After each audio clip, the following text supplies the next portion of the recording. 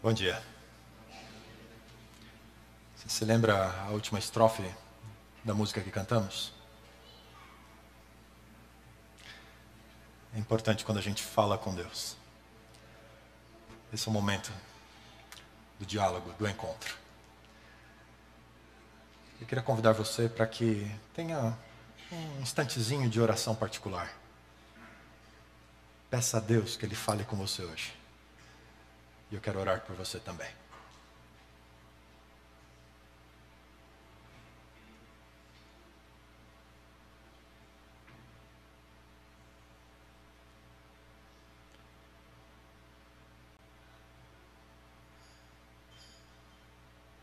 Bom Deus, temos o privilégio de pararmos a rotina da semana.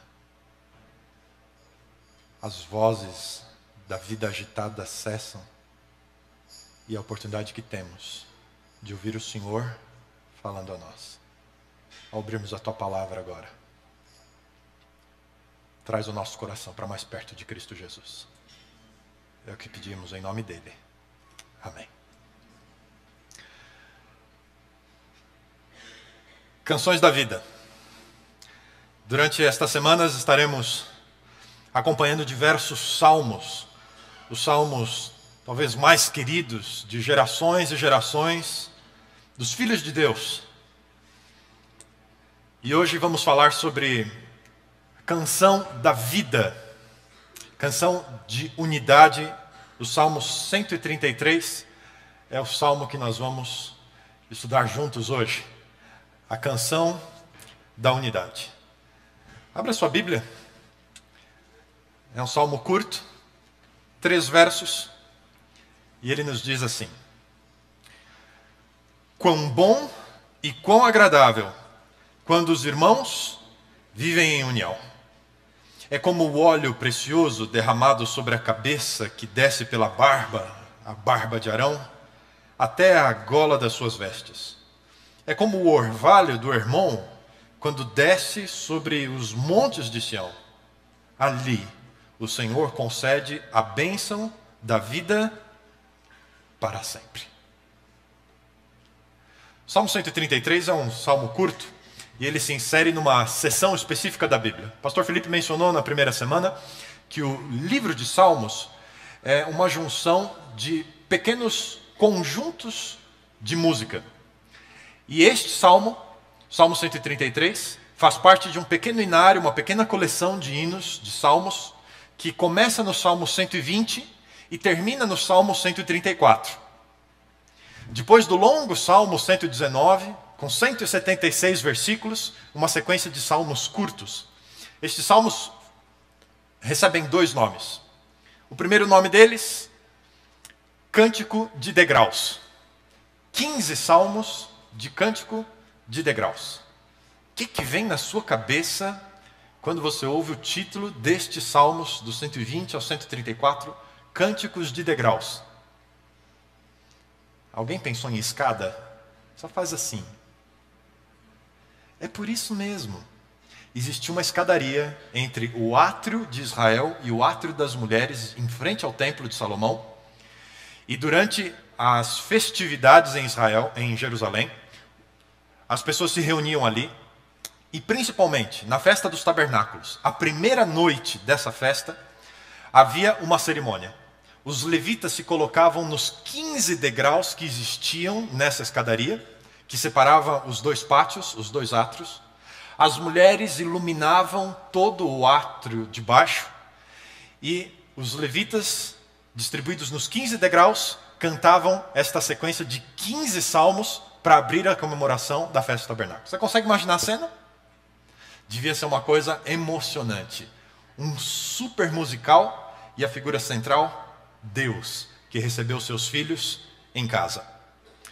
Mas além de cântico de degraus, talvez você encontre aí na sua Bíblia outra expressão, que é um segundo nome para esse conjunto, para essa série de salmos. Cânticos ou salmos de peregrinação, em algumas versões em português, de romagem.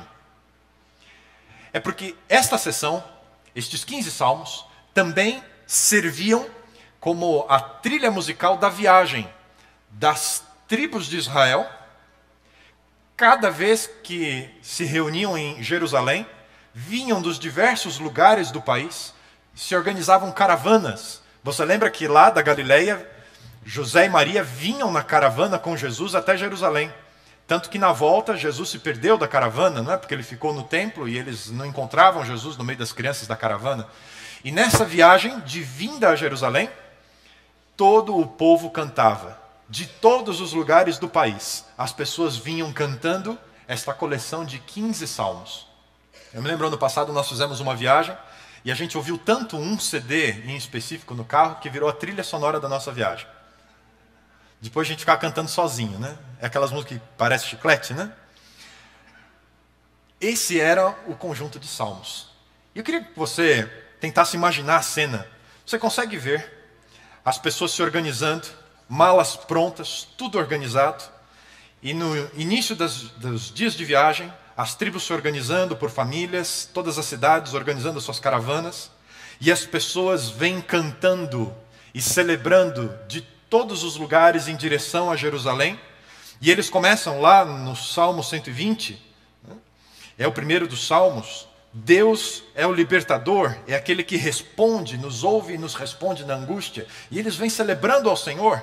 No Salmo 121, de onde vem o meu socorro vem do Senhor. E eles celebrando a libertação e o poder de Deus na sua vida. Você consegue imaginar a cena? E conforme a viagem vai terminando, eles vão se aproximando mais e mais de Jerusalém, caravanas de todos os lugares do país, e as pessoas cantando ao mesmo tempo as mesmas músicas, celebrando Deus na sua vida. Que cena fantástica devia ser os momentos de festa em Israel. Deus tinha tanto carinho por esses momentos de ter seus filhos juntos em casa, que no calendário civil de Israel, no ano inteiro, 3 meses completos ocupavam as festas religiosas de Israel. Eram 3 meses de feriado no ano. Maravilha, né? Mas era um feriado especial. Eram oportunidades de celebração. E as pessoas vinham cantando. Vocês se lembram dos salmos que nós cantamos agora, no nosso momento de louvor? Que gostoso ouvir Israel cantando essas músicas. Estavam chegando perto de Jerusalém. E a razão da alegria era porque Deus havia sido por mais um ano o Deus deles. Este grupo de 15 salmos está dividido em 5 pequenos conjuntos. 3 salmos, 3 salmos, 3 salmos, 3 salmos. E nós encontramos alguns temas. Tema da libertação, tema da confiança em Deus, o tema da confissão, de abrir o coração diante de Deus, o tema de exaltar a lei de Deus e como é bom obedecer a Deus. E finalmente, o tema do salmo que nós estaremos estudando agora juntos essa manhã, o Salmo 133. O fato de Deus ter escolhido Sião como a sua cidade e Israel como o seu povo. Celebravam o fato da escolha de Deus, da graça e da misericórdia sobre a sua vida. Você já se sentiu abençoado por ter uma vida com Deus? Por ter um dia percebido que Deus tinha um convite para você e você abriu o coração a Ele e você passou a ser filho dEle? Salmo 133 é um salmo escrito por Davi. E Davi começa com uma afirmação no verso 1. Ele observa a cena, todos os filhos, a família, todo mundo reunido, o povo de Deus, irmãos, numa unidade fraterna. A primeira frase é uma afirmação. Verso 1, quão bom e quão agradável é que os irmãos vivam em união. Essa é a declaração de Davi, essa é a declaração do salmista. E ele está falando sobre unidade e aquilo que nos une, o amor de irmãos, um amor fraternal. Preciso fazer uma pergunta para você que está aqui hoje de manhã. Sentado aqui, com todas essas pessoas ao seu redor, você se sente parte de uma família?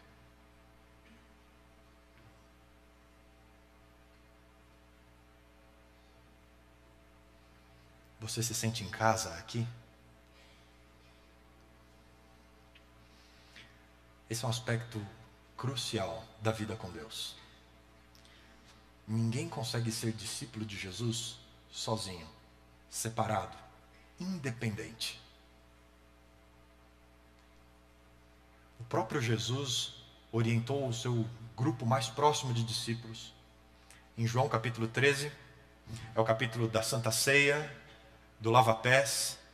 Nesse momento, os discípulos vinham, quem sabe, no auge da sua discórdia e dissensão sobre quem era mais importante, quem ia ocupar os cargos mais elevados no futuro reino do Messias.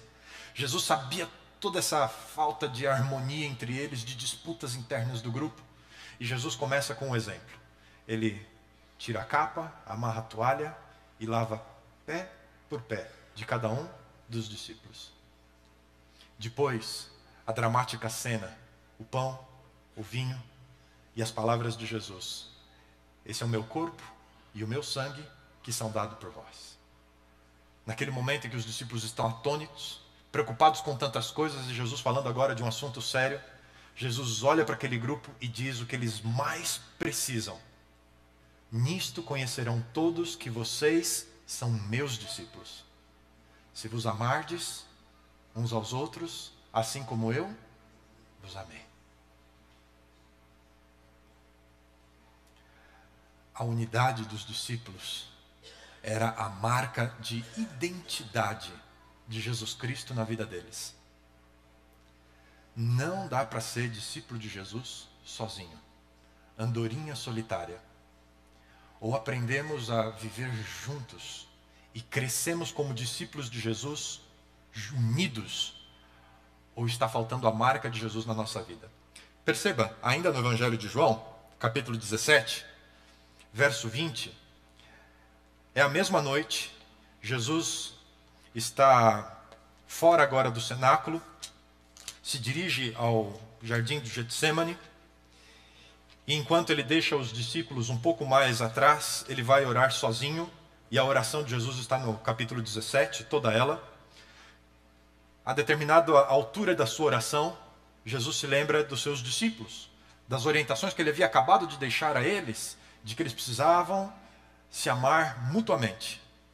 Verso 20, Jesus diz o seguinte: minha oração não é apenas por eles, rogo também por aqueles que crerão em mim, por meio da mensagem deles, para que todos sejam um, Pai, como tu estás em mim e eu em ti, que eles também estejam em nós, para que o mundo creia que tu me enviaste. Dei-lhes a glória que me deste, para que eles sejam um, assim como nós somos um, eu neles, tu em mim, que eles sejam elevados à plena unidade, para que o mundo saiba que tu me enviaste e os amaste, como igualmente me amaste. Gente, a preocupação em relação à unidade, ao amor fraterno de Jesus, era apenas para os 12 discípulos? Jesus olhou esta cena desta manhã de sábado. Ele viu esse grupo reunido e ele orou por mim e por você, para que nós fôssemos um. Para que a marca de Deus, da presença de Deus, Jesus e o Pai, e eles em nós, fosse aquilo que as pessoas identificariam nos verdadeiros discípulos de Jesus. Jesus orou para que você estivesse do lado dessa pessoa que você está hoje, e para que vocês não tivessem divergências.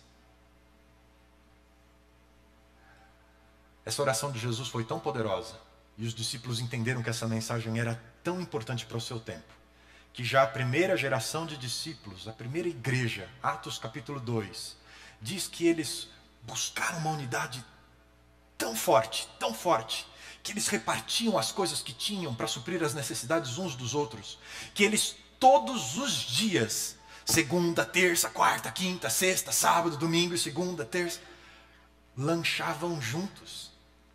Não era só o almoço especial do sábado, todo dia eles se reuniam no templo para orar juntos e nas casas para partir o pão. E essa unidade que eles foram construindo, essa família que eles organizaram, das pessoas se importarem uns com os outros, isso foi mexendo com a vida de quem convivia com eles. As pessoas que começaram a observar os primeiros cristãos, olhavam aquilo e falavam, isso não existe. Gente que se preocupa assim um com o outro, isso não existe. Isso só pode ser de Deus. E o texto termina dizendo, o capítulo 2 de Atos, que dia a dia Deus ia acrescentando aquela família, Ele ia unindo novas pessoas que eram capturadas a sua atenção, as suas emoções, a sua mente, para o que Deus tem a oferecer para nós, através da unidade dos primeiros cristãos. Há poucos dias atrás nós estávamos no grupo de facilitadores do nosso momento de discipulado, que a gente tem todo sábado aqui, e um casal conversou com a gente e disse o seguinte: olha, quando eu cheguei nessa igreja e comecei a participar dos grupos de discipulado, conheci um grupo, conheci outro grupo, e de repente me encontrei.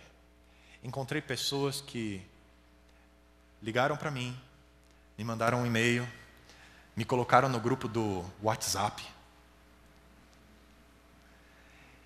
E eu me senti tão acolhido, o casal dizendo, marido e mulher, um do lado do outro, sentimos tão acolhidos, que a gente entendeu que aqui era o nosso lugar.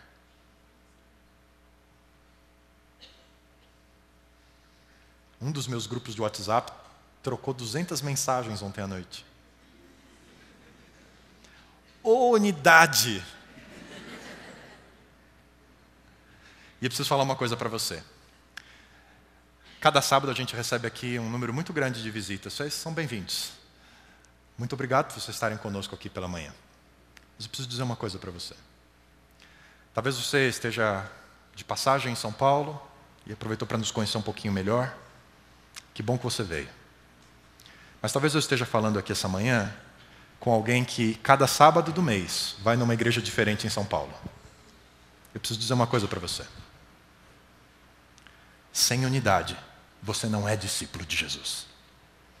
Se você não formar uma família espiritual, se você não decidir dizer, esse banco aqui é meu e eu vou ficar nessa igreja, essa aqui é a minha família espiritual, eu vou viver com eles a realidade de discípulo de Jesus. Vou, através do meu amor, em dar e receber amor, atrair pessoas para o amor de Jesus Cristo. Você está perdendo a oportunidade de ter a sua vida transformada.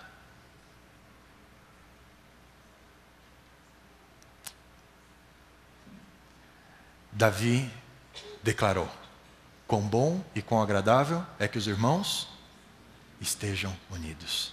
Você conhece a pessoa que está aí do seu lado? Conhece?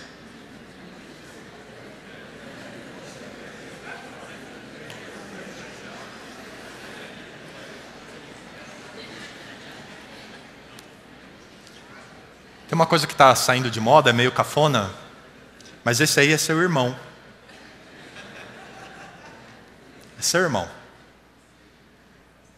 Quão bom e quão agradável é que os irmãos vivam em união. Davi, salmista, abre com essa frase.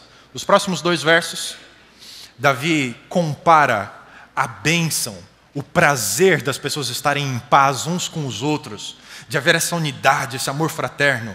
Davi compara com 2 figuras. A primeira delas, no verso 2, Davi diz, estarem assim unidos, estarem assim felizes e em paz uns com os outros, isso é uma bênção tão grande, que é como o óleo que é colocado sobre a cabeça, e vai escorrendo pela barba, a barba de Arão, até que alcança as orlas da sua veste. Essa cena é uma cena do Antigo Testamento. O livro de Êxodo, em 2 capítulos, o capítulo 28 e o capítulo 30, nós temos a informação do que Davi está falando aqui.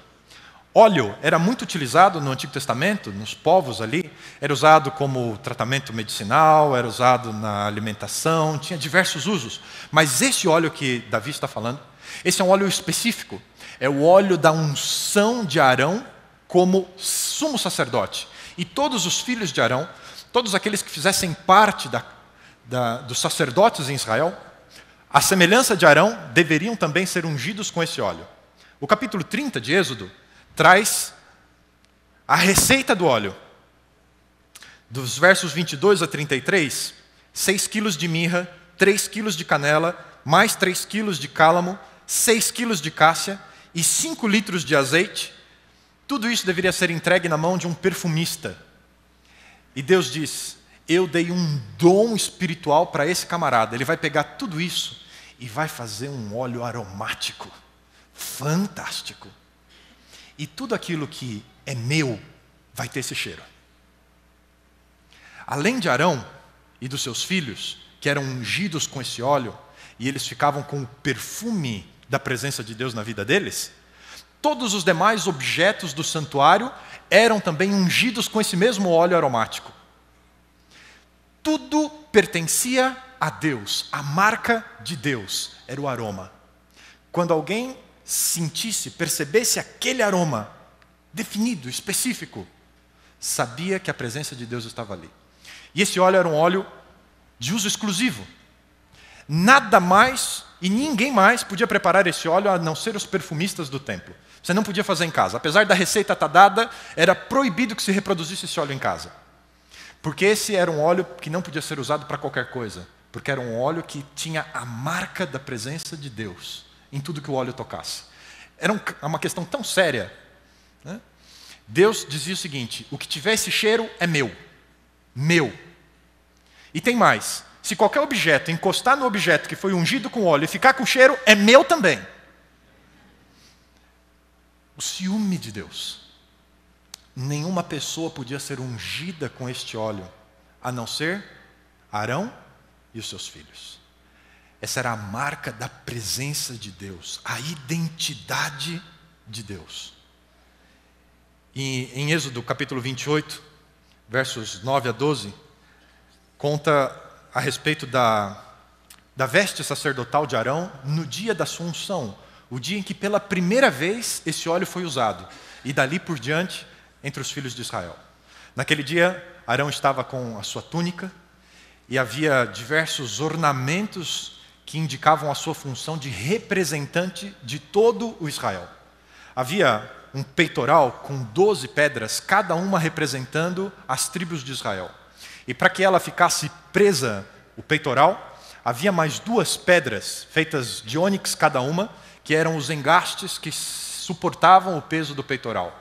E cada um destas 2 pedras de ônix tinha os primeiros 6 nomes das tribos de Israel e os outros 6 nomes das tribos restantes. E a cena, ali está Arão, e então o óleo começa a ser derramado. O óleo, que era o símbolo da presença e da marca de Deus, começa a escorrer pela cabeça de Arão, desce lentamente pelas suas barbas e finalmente toca as orlas das suas vestes. E as 2 pedras de ônix, que representavam a totalidade do povo de Deus, a família completa, sem faltar ninguém, agora tinham o cheiro da presença de Deus. Nesse momento, Deus estava dizendo: todos vocês são meus filhos, vocês pertencem a mim, eu identifico vocês. A nossa unidade uns com os outros é fruto da nossa unidade com Deus. É a marca de Deus nesse mundo, marcado por outros aromas e perfumes, da discórdia, da inveja. Deus nos chama à unidade. Lá em Porto Alegre nós morávamos num prédio com 3 apartamentos, todos trabalhavam para a igreja, e a gente aprendeu a conhecer os vizinhos pelo cheiro. Toda vez que o pastor do andar de cima passava na porta do apartamento, a gente sabia que era ele. Era o perfume dele. O perfume tem isso, né? Está ligado à sua personalidade. Perfume mais doce, aroma mais marcado. E a gente reconhecia o nosso vizinho. Deus nos reconhece como seus filhos, como seus discípulos, quando estamos unidos uns com os outros. Paulo escreveu sobre isso. Segunda carta de Paulo aos Coríntios, capítulo 2, versos 14 e 15, Paulo diz assim: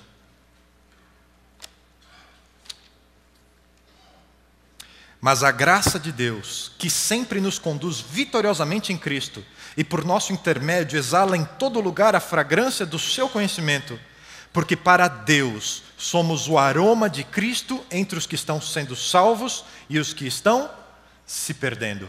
Para uns, aroma de vida para a vida, para outros, cheiro de morte para a morte.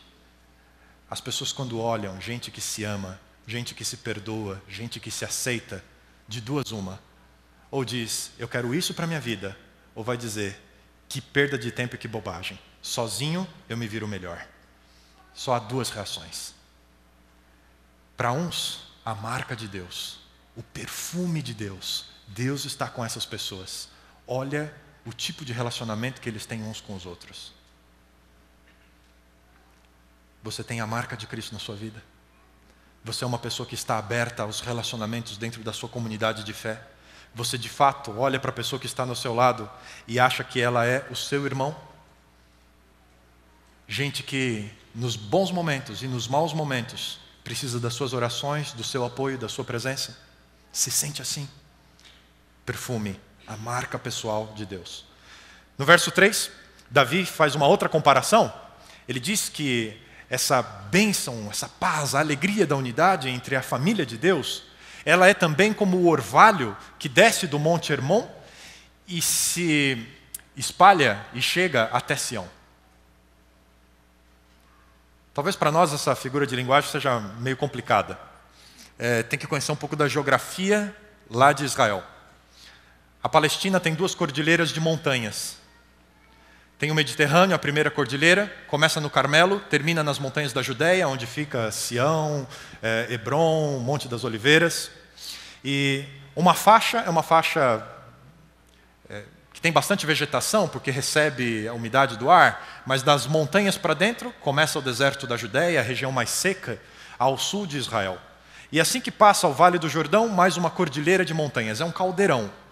Essa segunda cordilheira começa no Monte Hermon, esse monte do Salmo, e termina mais embaixo no Nebo. E depois dela, de novo, o deserto da Arábia. Apenas no Vale do Jordão, entre essas duas montanhas, que deveria ser um clima inóspito, nós temos vida e temos verde. E é interessante como a paisagem muda. Para baixo do Mar Morto, onde acabam as águas do Jordão, é só deserto, clima seco, caverna, aquela paisagem que você está acostumado. Poucas horas subindo para o norte do país, em direção ao Monte Hermon, em direção à nascente do Jordão, em poucas horas de viagem, a paisagem muda e é um verde lindo, lindo, lindo, lindo. O Mar da Galileia, aquela região ao norte, que verde. Por que isso? É porque o Monte Hermon é o monte mais alto daquela cordilheira de montanhas. 2.814 metros de altura. O seu pico vive eternamente congelado. Neve que está sempre lá.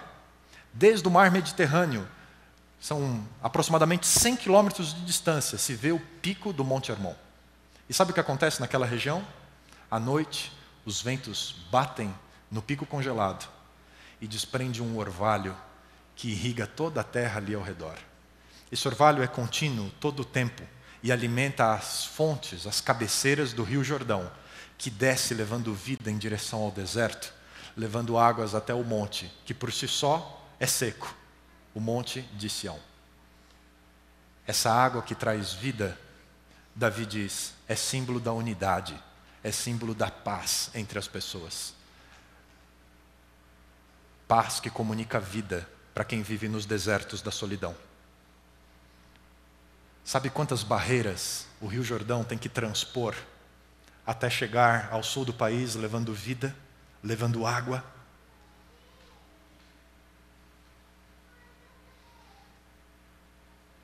Nós precisamos aprender a manter a unidade, apesar das barreiras e dos obstáculos. Não importa a aparência do seu rosto, a sua origem étnica, você é filho de Deus. Somos todos irmãos, não importa a cor da pele. Salmos dizem que o nosso RG vai dizer: todos nasceram em Sião. Diferentes origens que temos, mas todos somos filhos de Deus. Origem social, condição social, isso não importa, não é barreira suficiente para a unidade. Não importa se é o mais pobre ou se é o mais rico, se é o mais estudado ou menos estudado, fomos salvos pelo mesmo sangue. Somos irmãos em Cristo. E afinal de contas, o Rei do Universo se fez filho de uma família de pobres.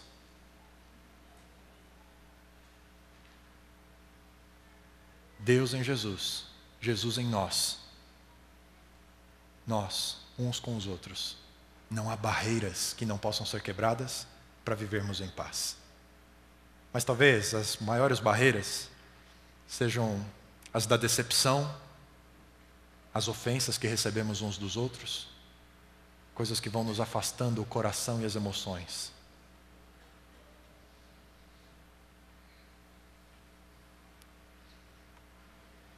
Às vezes o machucado, a ferida é tão grande, que se aquela pessoa da igreja vem no primeiro culto, eu venho no segundo. Se ele senta do lado esquerdo da igreja, eu sento no direito. Se ele senta na frente, eu sento atrás. Inúmeras igrejas vivem isso. Eu tenho certeza que não é o nosso caso aqui. Mas você tem feridas no seu coração? O amor fraterno cobre as feridas. Levou um tempo até eu conseguir perdoar os meus pais pelo divórcio. Já adulto, homem feito, casado, cada vez que eu me encontrava com a minha mãe ou com o meu pai, a conversa sempre terminava do mesmo jeito. Eu dando a lista de coisas que eles erraram como pais e como casal. Na minha cabeça era tão fácil corrigir os problemas que eles tinham. Era tão fácil poderem viver como uma família. E todas as vezes eu os agredia com a minha intolerância pelos erros deles. Sabe como terminava a nossa conversa? No silêncio da falta de argumentos dos meus pais, porque de fato eles erraram. E era tudo o que restava: silêncio, vazio, distância. E eu fui percebendo uma coisa. Eu fui percebendo que se eu continuasse preso ao meu passado, se eu continuasse preso às minhas decepções com a minha família, a vida ia passar. E a gente não tem quem a gente ama por toda a vida. Ou a gente aprende a conviver com o erro e com as falhas dos outros e superar o obstáculo da ofensa. E hoje eu posso dizer que eu consigo desfrutar da companhia do meu pai e da minha mãe, sem me machucar pelo nosso passado. Quão bom e quão agradável que as pessoas vivam unidas como se fossem irmãos, como se fosse família. Sabe por quê? Porque eu e você estamos indo para Jerusalém. Estamos saindo de diferentes lugares, mas não estamos indo sozinhos. A nossa viagem não é sozinha. Nós não nos ferimos e nos machucamos sozinhos na estrada. Nós não celebramos e comemoramos conquistas sozinhos. Nós não somos abençoados sozinhos. E nós não vamos chegar em Jerusalém sozinhos. Deus tem um plano para mim e para você. Ele quer que a gente aprenda a viver como família. Paulo ainda, num último conselho sobre esse assunto, em Filipenses capítulo 2, diz o seguinte, verso 2: completem a minha alegria, tendo o mesmo modo de pensar, o mesmo amor, um só espírito, uma só atitude. Nada façam por ambição egoísta ou por vaidade, mas humildemente considerem os outros superiores a si mesmos. Cada um cuide não somente dos seus interesses, mas também dos interesses dos outros. Seja a atitude de vocês a mesma atitude de Cristo Jesus, que sendo Deus, se humilhou a si mesmo, tomou a forma de servo e deu a vida por mim e por você. O plano de Deus para você é que você desfrute paz nos seus relacionamentos, que você esteja ao lado da pessoa que acompanha você e sinta-se feliz, abençoado por ter essa pessoa na sua vida. Que você olhe para os bancos vazios ao seu lado e diga: está faltando o meu irmão aqui, eu vou ligar para ele hoje, vou orar por ele, vou dizer que ele faz falta. Quão bom e quão agradável quando os irmãos vivem em união. Minha pergunta para você hoje: você não quer agradecer a Deus por esse plano de paz que Ele tem para nós? Para que a gente viva a plenitude da unidade uns com os outros. Porque eu e o meu irmão temos a marca de propriedade de Deus em nossa vida. Fomos salvos pelo mesmo Jesus. Formamos uma só família. Nós vamos cantar agora. Faça dessa canção a canção da sua vida. Ore a Deus, pedindo para que de fato sejamos um. Vamos orar? Cantando?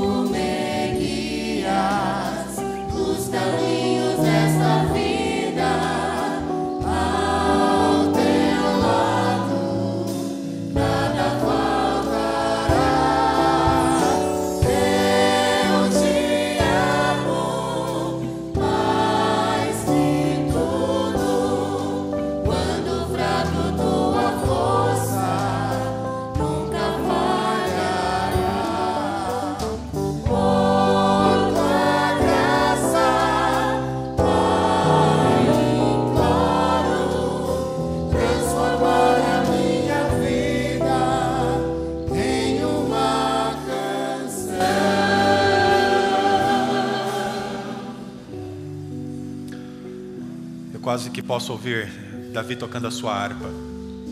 O momento, o mais árido da sua vida. Samuel morreu, Saul tenta matá-lo, ele foge para o deserto e ali, no interior da caverna de Adulão, ele começa a receber seus convidados. Vão chegando seus irmãos, seus pais, seus amigos, e no momento mais difícil da vida, quando ele achou que tinha que fugir de tudo e de todos, Davi canta o Salmo 133, olhando nos olhos daqueles que o amavam, disse: quão bom, como é agradável estarem juntos os irmãos. Deus curou as feridas. Vocês se lembram que os irmãos de Davi não gostavam dele, mas a unidade, o amor fraternal faz milagres, dá sentido à vida, e no momento mais seco da existência traz propósito. Se há alguém que te ama, por que não seguir em frente?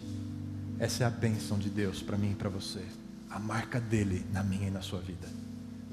Aprenda a se importar. Bom Deus, aqui estamos nós para te agradecer, porque um dia o Senhor sonhou com filhos e filhas que se amam, que se importam uns com os outros. E isso é uma bênção tão grande, tão grande, tão grande, que nós só temos uma palavra para dizer esta manhã: obrigado, Senhor. Obrigado por nos dar irmãos e irmãs. Obrigado por nos dar suporte e apoio na longa viagem. E cantando alegres celebramos a tua presença na nossa vida, até que finalmente estejamos diante de ti. Cuida da nossa vida, conduz os nossos passos, coloca água e verde em nossa vida. É o que te pedimos hoje, por Jesus. Amém. Deus abençoe você.